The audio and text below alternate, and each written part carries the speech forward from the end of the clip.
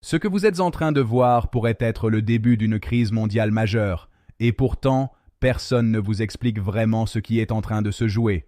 Le détroit d'Ormuz est au cœur d'un bras de fer explosif. L'Iran parle de fermeture, les États-Unis évoquent pas des frappes, et en coulisses, tout s'accélère. La question est simple, est-ce qu'on est à 2 doigts d'un conflit ouvert?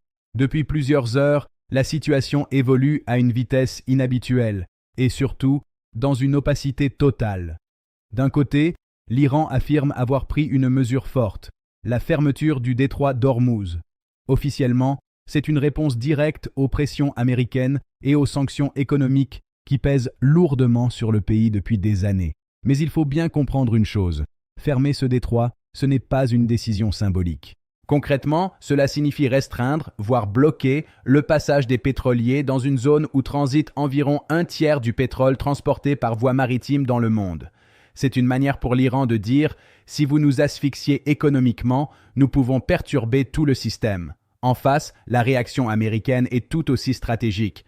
Donald Trump ne parle pas seulement de pression ou de sanctions supplémentaires. Il évoque clairement la possibilité de frappe militaire si l'Iran ne recule pas rapidement. Et ce type de déclaration n'est jamais fait au hasard. Dans le langage diplomatique, c'est un message codé, adressé à la fois à l'Iran, mais aussi aux alliés des États-Unis dans la région. Cela signifie que les options militaires sont sur la table. Ce qui est encore plus important, c'est le contexte plus large. Depuis plusieurs semaines, les tensions montaient déjà progressivement. Incidents maritimes, accusations mutuelles, démonstrations de force dans le Golfe, rien d'explosif en apparence, mais une accumulation de signaux faibles. Et là, on franchit un cap. On passe d'une guerre de pression économique et diplomatique à une menace directe de confrontation militaire. Autre élément clé, personne ne confirme totalement les informations, ni sur la fermeture réelle et complète du détroit, ni sur l'imminence d'une frappe. Ce flou est stratégique. Il permet à chaque camp de tester la réaction de l'autre sans s'engager totalement. Mais c'est précisément ce flou qui rend la situation dangereuse. Parce que dans ce type de crise, ce ne sont pas seulement les décisions officielles qui comptent. Ce sont aussi les interprétations, les malentendus et les réactions en chaîne. Et à ce stade, tout peut basculer très vite. Ce qui se joue ici dépasse largement un simple affrontement entre deux pays. On est face à un point de bascule potentiel où chaque décision peut provoquer une réaction en chaîne à l'échelle mondiale. Premier enjeu, l'équilibre des puissances. Derrière cette confrontation, il y a une démonstration de force. L'Iran cherche à montrer qu'il peut résister, voire répondre aux pressions américaines. Les États-Unis, eux, doivent prouver qu'ils ne laissent pas passer ce type de défi sans réagir. Si l'un des deux cède trop vite, il perd en crédibilité. Et dans ce genre de rapport de force, la crédibilité, c'est du pouvoir. Deuxième enjeu, la stabilité régionale. Le Moyen-Orient est déjà une zone sous tension permanente. Mais une escalade directe entre Washington et Téhéran pourrait entraîner d'autres acteurs dans le conflit. Des alliés pourraient être impliqués, volontairement ou non. Et à partir de là, on ne parle plus d'un face-à-face, mais d'un conflit élargi, beaucoup plus difficile à contenir.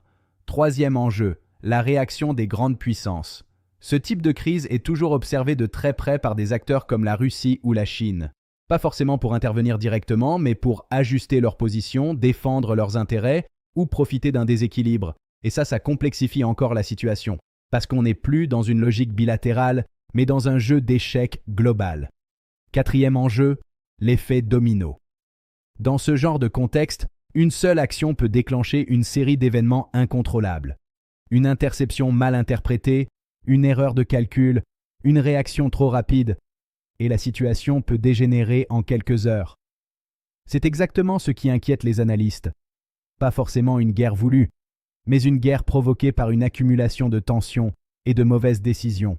Enfin, il y a un enjeu souvent sous-estimé, la perception. Les marchés, les gouvernements, les opinions publiques, tous réagissent à ce qu'ils pensent être en train de se passer. Et parfois, cette perception suffit à amplifier la crise, même avant qu'un véritable conflit n'éclate. C'est pour ça que cette situation est aussi sensible. Parce qu'on n'est pas seulement face à une crise, on est face à un mécanisme qui peut s'emballer très vite, avec des conséquences difficiles à maîtriser. Ce qui alarme réellement les observateurs, ce n'est pas seulement la montée des tensions, c'est la vitesse à laquelle tout change. En l'espace de quelques heures, le discours est passé d'un climat relativement maîtrisé à des menaces de frappe ouverte. Ce type de basculement est extrêmement rare, et surtout, il traduit une perte de contrôle progressive du tempo diplomatique. Normalement, dans ce genre de crise, chaque mot est pesé, chaque déclaration est calibrée pour éviter l'escalade. Ici, on a l'impression inverse. Les prises de parole deviennent plus directes, plus dures, presque impulsives. Et quand le langage politique devient plus brutal, c'est souvent le signe que les options pacifiques s'amenuisent. Autre point critique, l'absence de ligne claire. On ne sait pas exactement jusqu'où chaque camp est prêt à aller. Est-ce qu'il s'agit d'une démonstration de force pour négocier, ou est-ce qu'on se prépare réellement à une confrontation? Cette incertitude est dangereuse. Parce que si un acteur interprète mal le signal de l'autre, il peut réagir de manière disproportionnée. Et dans une zone aussi militarisée, les moyens sont déjà en place. Navires, bases, systèmes de surveillance, tout est prêt. Il ne manque qu'un déclencheur. C'est là que le risque devient concret. Pas forcément une décision réfléchie d'entrer en guerre, mais un engrenage. Une action qui appelle une réponse puis une autre, jusqu'à ce qu'il soit trop tard pour revenir en arrière. Ce qui inquiète aussi, c'est le timing. Pourquoi maintenant? Pourquoi cette montée soudaine?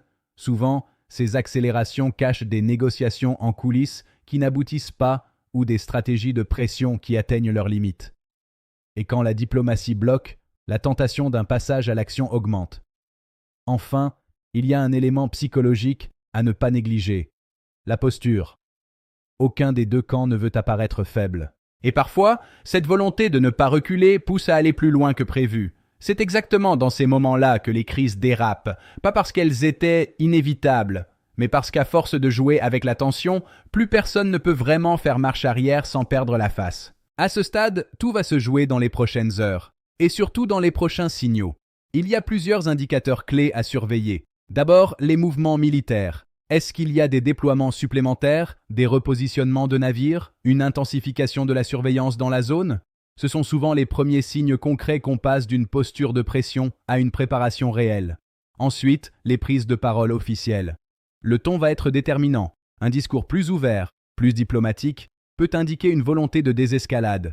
À l'inverse, des déclarations plus fermes, plus directes, peuvent annoncer une montée en puissance imminente. Il faut aussi regarder du côté des intermédiaires. Dans ce type de crise, certains pays ou organisations tentent souvent de jouer les médiateurs en coulisses. Si ces canaux s'activent, cela peut ouvrir une porte de sortie. S'ils échouent, la tension risque de continuer à monter. Autre élément crucial, la réaction des marchés. Sans même attendre un conflit, les acteurs économiques anticipent.